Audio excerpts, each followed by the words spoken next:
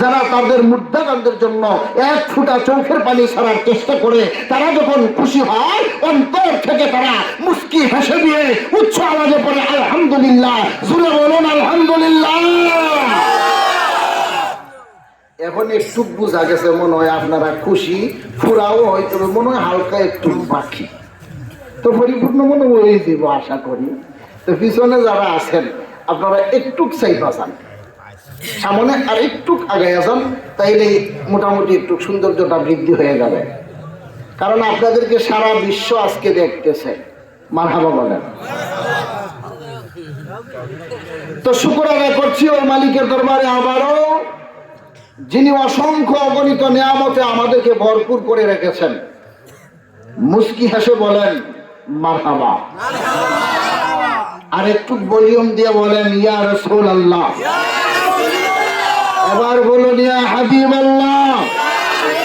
এবার বলুন আল্লাহু আকবার।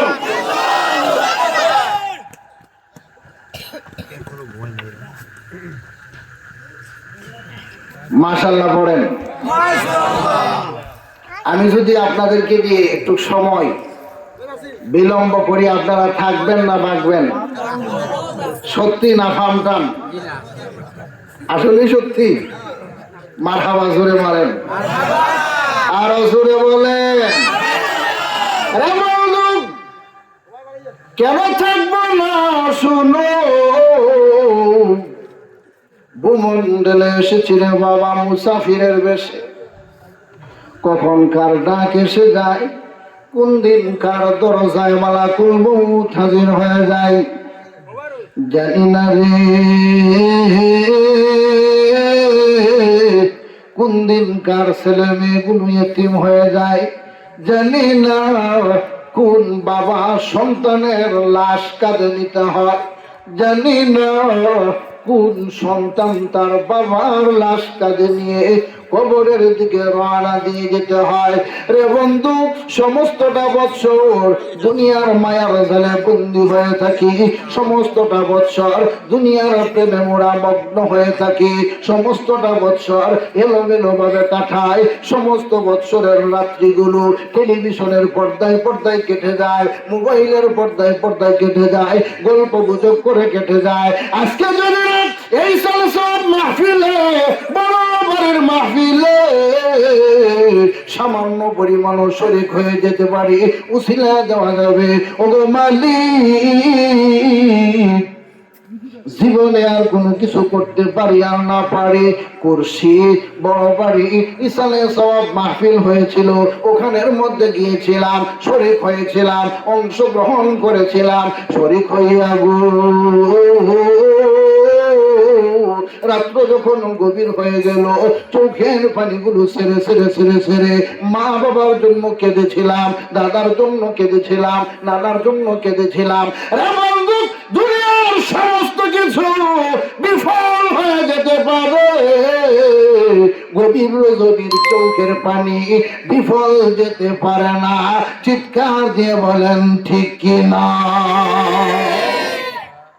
আজকের মাহফিলটা বাবা ইসালে সওয়াব মাহফিল, যদিও মাহফিলটা বড় বাড়ি পারিবারিক ইসালে সওয়াব মাহফিল, কিন্তু ইসালে সওয়াব বুঝাচ্ছে সারা বিশ্বব্যাপী মুসলিম উম্মাহ যে যেখানে শায়িত প্রত্যেকের কবরে সওয়াব যাবে। চিৎকার দিয়ে বলেন ঠিক কিনা? এই মাহফিলটা যেহেতু হচ্ছে, আমরা বাড়ি করে থাকাটা উচিত হবে না। মাহফিল যেহেতু হচ্ছে, দোকানে বসে চা পান করাটা উচিত হবে না। মাহফিল যেহেতু হচ্ছে, বিছানায় শুয়ে থাকাটা উচিত হবে না।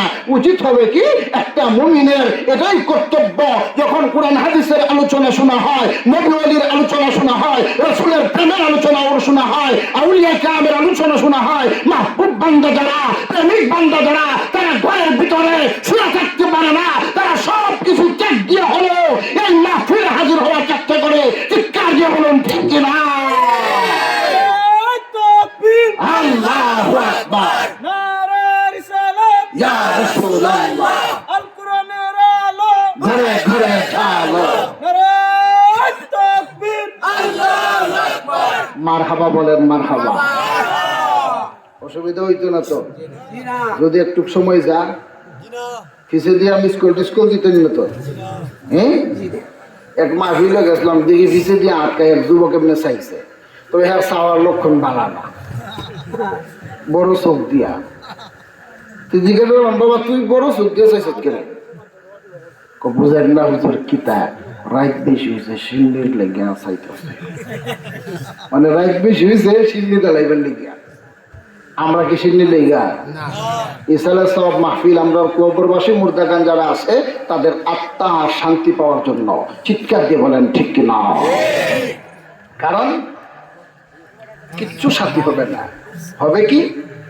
কাফন আমার আপন, কবর আমার গাটি, ওই কবরে যেতে হবে, থাকবে না কেউ, ঠিক না? যেহেতু আমার সাথী কেউ হবে না, আমার রুজিটা আমি করে যেতে হবে। আমার সাথী যেহেতু কেউ হবে না, আমার সামানটা আমি তৈরি করে যেতে হবে, ঠিক না? এজন্য রাসূল আকরাম ইরশাদ ফরমান, আনা আবি হুরায়রা রাদিয়াল্লাহু তাআলা আন ক্বালা রাসূলুল্লাহ সাল্লাল্লাহু আলাইহি ওয়াসাল্লাম আল কালিমাতুল হিকমাতু দাল্লাতুল মুমিন। ও মুমিনগণ, তোমরা ওখানে চলে যাও যেখানে জ্ঞানের কথা শোনা যায়। সুবহানাল্লাহ। আর জোরে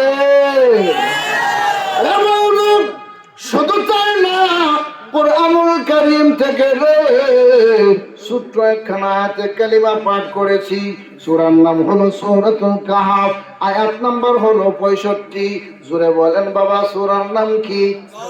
জোরে কোন? আর জোরে জোর হয় না, ওয়াজ মুখস্থ করবেন। কাহফ আয়াত নাম্বার কত? 65। আয়াত নাম্বার কত? 65। কালকে সকালে যদি আপনারা বাজার হাটে যান, যদি জিজ্ঞাসা করে বড় বাড়ি যে মাহফিল হয়েছিল কি ওয়াজ শুনছো, আপনারা বলতেন, যদিও আপনি কোরআন হাদিস পারেন না, জেনারেল শিক্ষিত, অথবা কোরআন হাদিস পারেন না, আপনি মাদ্রাসায় পড়াশোনা করছেন না, ওয়াজে যেহেতু আসছেন, আপনি যাতে বলতে পারেন, হ্যাঁ আমি সূরাতুল কাহফের 65 নম্বর আয়াতের তাফসীর শুনছি। মারহাবা কোন? এই উসিলাও আল্লাহ আপনারে মাফ করে দিতে পারে। আমি যখন আয়াতে কালিমা পড়বো, আপনারা উচ্চ আওয়াজে আল্লাহু আকবার বলতে পারবেন তো? পরীক্ষা করতে হবে। এক আয়াতে আল্লাহ বলেন, فَبِأَيِّ آلَاءِ رَبِّكُمَا تُكَذِّبَانِ।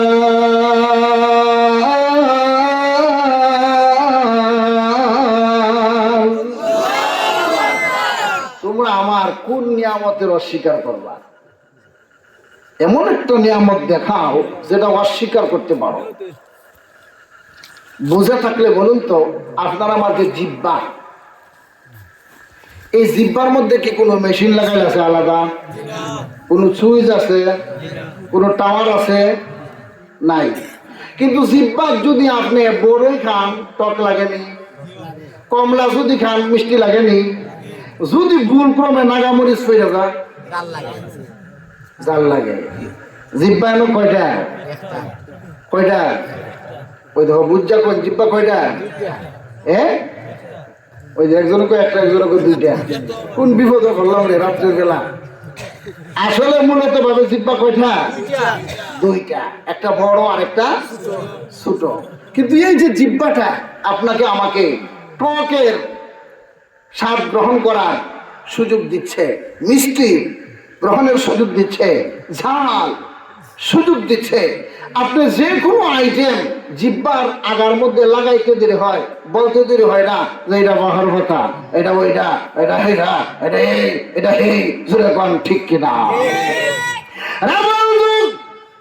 মালিক বললেন, বান্দা বান্দি কোন নিয়ামতের অস্বীকার করবে? তোমার জিহ্বা যে আমি ফিট করে দিয়েছি রে। বড় একটা জিহ্বা, ছোট একটা জিহ্বা, বড় জিহ্বা আগে, ছোট জিহ্বা পিছনে।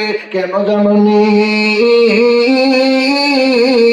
ভূমণ্ডলরে ফাকাদিস সামাওয়াতি ওয়াল আরদ, আসমানটারে সামিয়ানা বানাইয়া, আমি জমিনটারে বিছানা বানাইয়া, এই জমিনের মধ্যে তুমি যখন নারিকেল রোপণ করবে, নারিকেল গাছে নারিকেল ধরবে, যখন কাঁঠাল গাছ রোপণ করবে, কাঁঠাল গাছে কাঁঠাল ধরবে, যেই বৃক্ষ তুমি রোপণ করবে, মাটি যদিও এক কিন্তু ফল হলো ভিন্ন। আমার আল্লাহ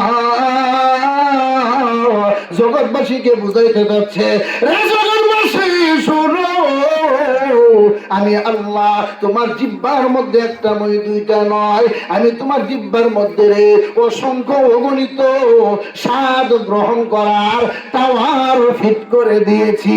জুড়ে বলি মারহাবা। অথচ বাজান জিহ্বার মধ্যে কোনো চুইস নাই, জিহ্বার মধ্যে কোনো মেশিন নাই, জিহ্বার মধ্যে কোনো টাওয়ার নাই, কিন্তু মালিক বলেন টাওয়ার দিয়েছি। কেমনে বলেন? আল্লাহ আলোচনা করেন, আলাম নাজআল লাহু আইনাইন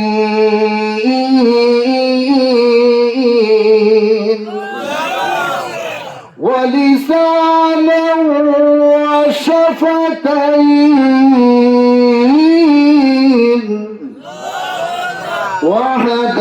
وهديناه النجدين।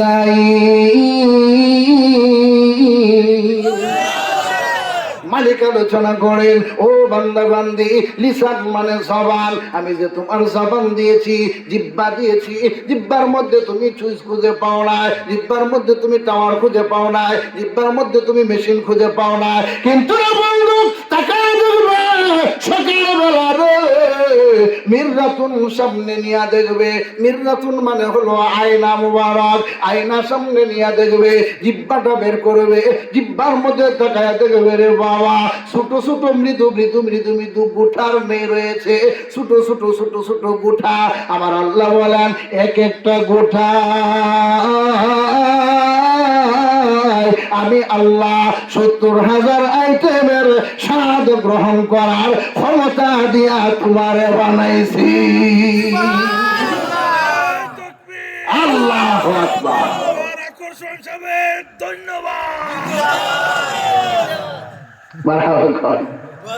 কেন এত ভালো লাগে আমার নূর নবীর নাম, আরো ভালো লাগে নবীর দুরুদ সালাম, নবীর দুরুদ সালাম। কেন এত ভালো লাগে আমার নূর নবীর নাম, আরো ভালো লাগে নবীর দুরুদ সালাম, নবীর দুরুদ সালাম। ঠিক কি না?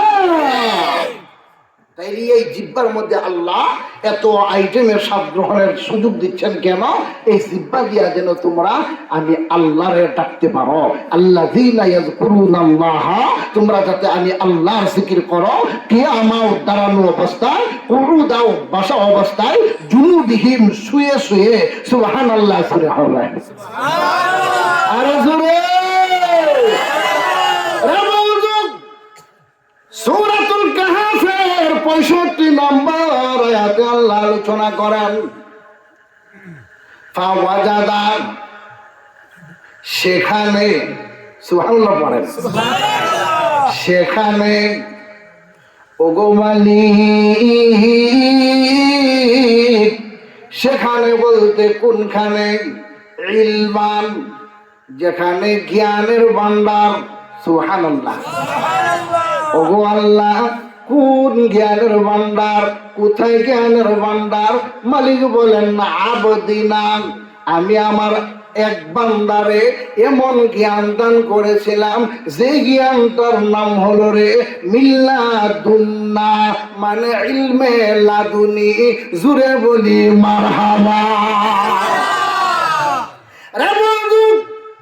মহান আল্লাহ কোন বান্দার কথা আলোচনা করেন? জ্ঞান হাসিল করা যাবে আয়াতের তাফসীরের নিরিখে গেলে রে বাবা।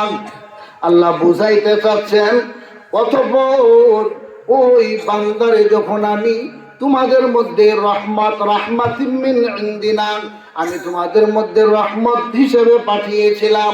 শেষ পর্যন্ত বলেন মিল্লাদুন্না ইলমা, মহাজ্ঞানের অধিকারী বানিয়েছিলাম। ওগো আল্লাহ, কার কথা আপনি আলোচনা করছেন? পয়গম্বরের কথাও বলেন না, আপনি বলছেন না আবদিনা, মানে বান্দার কথা। বান্দাদের ভিতর থেকে এমন একজন বান্দাকে আপনি পছন্দ করেছিলেন, পছন্দ করে গো তাকে আল্লাহকে ভালোবাসিয়া ইলমা, আপনি অসংখ্য জ্ঞানের ভান্ডার দান করেছিলেন, যাকে ইলমে লাদুনি বলে। इल्मे लदुनी किसको कहते हैं? इल्मे लदुनी ये है जिसको मारिफतुल्लाह बन जाता है। सुरे बोले मरहबा। इल्मे लदुनी क्या पाए? जे मारिफतेर জ্ঞান হাসিল করে, সেই ইলমে লাদুনি পায়। ও আল্লাহ, ওই বান্দাটা কে একটু জানতাম, আমরা জানতাম চাইনি। ওই বান্দার বিষয়টা যদি আমরা জানি, তাহলে আমরাও ওই বান্দার কাছ থেকে শিক্ষা অর্জন করতে পারবো। ও মালিক, এই বান্দা কি জমিনে আছে না বিদায় নিয়ে চলে গেছে? বলে না না, জমিনে নাই। আসমানে আছে? বলে আসমানেও নাই। আরশে আছে? বলে আরশেও নাই। তাহলে আছে কোথায়? বলে আছে মরে নাই। কোথায় আছে? বলে পানির নিচে। ঘুমাই গেছেন গা? ঘুমাই গেছেন গা? জোরে মারেন, জোরে মারেন সুবহানাল্লাহ। আমার ওয়াজটাই হলো বাবা, বিষয় ছাড়া আমি আলোচনা করতে পারি না। বিষয় থাকতে হবে, আর এক একটা বিষয় নিয়ে এক এক বিষয়ের ওই আয়াত ওই হাদিসই পড়তে হবে। ভিন্ন আয়াত পড়বা, কিচ্ছা কাহিনী কইবা ওয়াজ হয়, এটা পুরান হাদিসের ওয়াজ না, ঠিক কি না?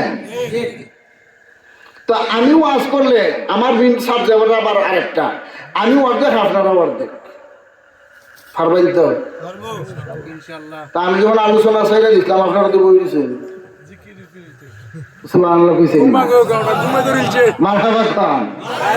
ঘুমে ধরে লিছে, ঘুমে ধরতো করে বাবা। আপনার দিলের বাতি জ্বালাইবেন, লাইটের বাতি না, ঠিক কি না? জ্বালাইয়া দিলের বাতি, ফুল তলিও নানান জাতি, অন্তরে রাখিও মাওলার নামরে প্রাণের ভ্রমরা, নিশি হলে যাইও ফুল বনে। জুড়ে কোন মারহাবা। ভালো লাগে না? গুনগুন করবেন, তবে বাজনা দিয়া না। আপনার মধ্যে বাজনা তৈরি হইব, ঠিক কি না? ডুল বাজায় যদি বাজনা বাজান লাগে, তার আমার বাজনা হইল কই? হে তো ডুলে দিল, তো আমার হইল না। আপনার ভিতরে আপনি বাজনা তৈরি করতেন, আপনার ভিতরে আপনি বাতি জ্বালাইতেন, তাহলে অন্ধকার কবরে দেখবেন নূরের বাতি জ্বলবো, ঠিক কি না? তো কি কইতেন গুনগুন কইরা? ঘুমাইতেছেন ওই সময় কইবেন আমি কি আলহিন কইতাম নি? বাজনা তো নাই, বাজনা তো নাই, তো চলবে তো, অসুবিধা তো নাই। আর বাজনা যদি হয় চলবো না কেন? ইন্নামাল খামরু ওয়াল মাইসিরু ওয়াল আনসাবু ওয়াল আসলামু রিজসুম মিন আমালিস শয়তান। এই আমলগুলো মুমিনের না, এই আমলগুলো কার? ফতোয়া আমি দিছি না, আপনারা কিন্তু এই আমলগুলো কার? ওই এটার না ভাই, আমি অর্ধেক আপনারা অর্ধেক। এটা ওই এইটা, আর এইটা ওই হয়। বুঝলে বুঝতে, আর না বুঝলে মারহাবা জোরে মারেন। বলতেছিলাম প্রভু গো, ওই ব্যক্তিটা কে? ওই বান্দা আবদিনা রাহমাতিন মিন আবদিনা, আপনি যে রহমত উনার উপর নাজিল করেছিলেন, ইলমা মিল্লাদুন্না ইলমা, আপনি যে উনাকে ইলমে লাদুনি দান করেছিলেন। ওগো মালিক,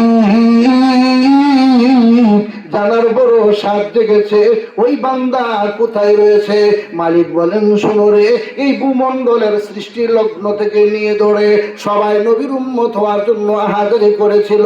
আমি আল্লাহ কাউরে কবুল করেছি, কাউরে করে নাই। পয়গাম্বরদের ভিতরে রে আমি দুইজনের দোয়া কবুল করেছি, দোয়া কবুল করে রে আমি জমিনের মধ্যে তাদেরকে রাখি নাই। একজনকে রেখেছি আমি আসমানের উপরে, অপরজনকে রেখেছি পানির নিচে। সুবহানাল্লাহ কই গেছে? যেটাই তুমি থাকো শুধু পান করিও নামের মধু। ওরে আল কোরআনের সুর শুনিয়া ভুলে যেও না বন্ধু, আল কোরআনের সুর শুনিয়া ভুলে যেও না। ঘুমের ঘরে যেতে পারো সোনার মদিনা, বলা না ঘুমের ঘরে যেতে পারো তোমার ভাগ্য যদি মাওলা লেখে কিচ্ছু হবে না, তোমার ভাগ্য যদি মাওলা লেখা কিচ্ছু হবে না, ঘুমের ঘরে যেতে পারো জোরে, ঘুমের ঘরে যেতে পারো। রাত্র যখন গভীর হবে, চোখের পানি ছেড়ে দিবে, ওরে কেঁদে কেঁদে দোয়া করলে শুনবে রব্বানা, হায় হায় কেঁদে কেঁদে দোয়া করলে শুনবে রব্বানা, ঘুমের ঘরে যেতে পারো জোরে, ঘুমের ঘরে যেতে পারো। বন্ধু আল কোরআনের সুর শুনিয়া ভুলে যেও না, ওরে ইসালে সওয়াব মাহফিলে এসে ভুলে যেও না, ঘুমের ঘরে যেতে পারো আহা, ঘুমের ঘরে যেতে পারো। মালিক বলেন, ও জগৎবাসী, দুইজনের দোয়া কবুল করেছিলাম, একজনকে রেখেছি আসমানের উপরে, ওনাকে বাবা সরা মায়ের রেহেমে আমি জন্ম দিয়েছিলাম, আরেকজনকে রেখেছি পানির নিচে। ফকিগণ বর্ণনা করেন ওনাকে নবী হিসেবেও দরাট করেন, আবার বান্দা হিসেবেও দরাট করেন। মালিক ডাক দিয়ে বলেন, আবদিনা রাহমাতিম মিন ইলমা, যেহেতু মালিক বলেন না আবদিনা, এতে বোঝা যায় নবী না, উনি হলেন বান্দা। নবীগণ ধরায় এসেছে, যুগের পর যুগ এসেছে, নবীগণ এসেছে, নবীগণ আবার চলে গিয়েছে, কিন্তু এই বান্দা আভায়াতের পানি দিয়া গোসল করেছে, অমর হিসাবে এখনো বেঁচে রয়েছে। কি এর পানি দিয়ে গোসল করছে? আভায়াতে, এখনো বেঁচে আছে। ওনার নাম কি? মাশাআল্লাহ, মারহাবা বলেন। হযরতে খিজির আলাইহিস সালাম, ওনার কথাটা আল্লাহ কুরআনুল কারীমের মধ্যে ধরে তুলেছেন। সাহাবায়ে কেরামদেরকে নিয়ে রাসূল বলেন, ও সাহাবায়ে কেরাম, আমি কি তোমাদেরকে হযরতে খিজির আলাইহিস সালামের কথা শোনাবো? সাহাবায়ে কেরাম বলেন, ইয়া রাসূলুল্লাহ, আপনার ইখতিয়ার। নাম ইয়া রাসূলুল্লাহ, আপনার ইখতিয়ার। রাসূল বলেন, তাহলে শুনো, আল্লাহর এক নৈকট্যপ্রাপ্ত বান্দা ছিল, এখনো আছে। সুবহানাল্লাহ বলেন। মুফাসসিরিন কেরামগণ বলেন, উনি অমর, আভায়াতের পানি পান করেছেন। হাসরের ময়দান যখন শুরু হবে, উনি গিয়া হাজির হবে। উনি বলবে, আল্লাহ আমার বিচার করেন। মালিক বলবেন, আমি তোমার বিচার করব না। কেন? কারণ তোমার বিচার করব আমি একা একা। সুবহানাল্লাহ। কারণ মালিক উনার প্রতি রাজি এবং খুশি হয়ে গেছেন। মারহাবা পড়েন। হযরত খিজিরকে আল্লাহ মিল্লাদুন্না ইলমা, ইলমে লাদুনি দান করেছিলেন। গভীর রজনী হতো, মালিকের সাথে প্রেম করত। আজান যখন হতো, জামাতে শরীক হয়ে যেত। বিবি বাচ্চা থাকলে পর্দার তাগিদ দিতেন। উপযুক্ত ছেলে মেয়ে থাকলে নামাজের জন্য তাগিদ দিতেন, মেয়েগুলোরে পর্দার তাগিদ দিতেন। যুবক যারা রে বন্ধু, তাদেরকে অশ্লীল কাজ থেকে বিরত থাকার আদেশ করতেন। হঠাৎ করে দেখা যায় জনপ্রসাদে হযরত খিজির বসবাস করেন।